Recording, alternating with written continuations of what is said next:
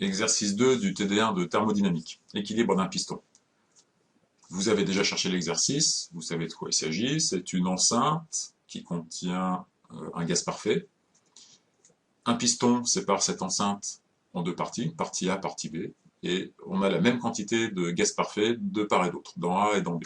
On vous dit qu'initialement les températures sont les mêmes, les pressions sont les mêmes, les volumes sont les mêmes.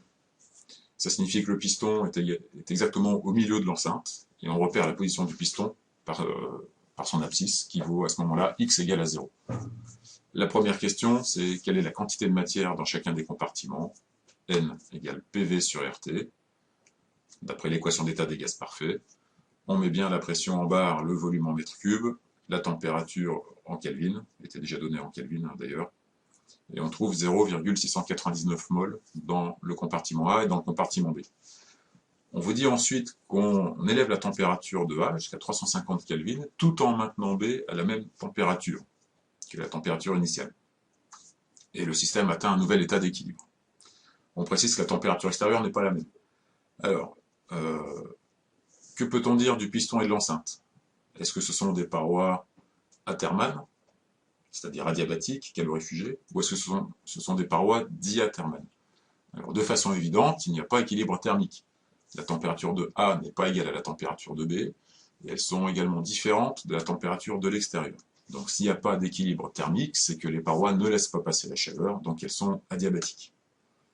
Par contre, il y a équilibre mécanique, puisque le piston peut se déplacer librement, et on vous dit qu'on est à l'équilibre. Donc s'il y a équilibre mécanique, la force pressante du gaz A sur le piston compense la force pressante du gaz B sur le piston est à l'équilibre, somme des forces égale à 0.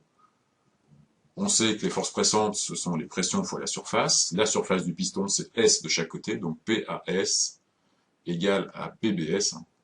Les deux forces se compensent, c'est-à-dire PA égale PB, de façon évidente. On nous demande de chercher X, l'abscisse du piston.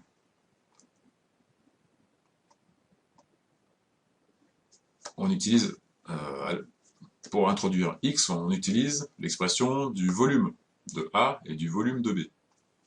Quand le piston se déplace de X, là, il y a un volume S fois X. Donc le volume de A augmente de S fois X, et le volume de B diminue de S fois X. Donc VA est égal à V0 plus SX, alors que VB est égal à V0 moins SX.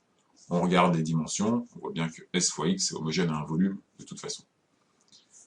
Donc on a des informations sur les pressions, en A et en B, on a des informations sur le volume A et volume B, on connaît les quantités de matière, on connaît les températures, donc on peut écrire l'équation d'état des gaz parfaits, les pressions étant les mêmes.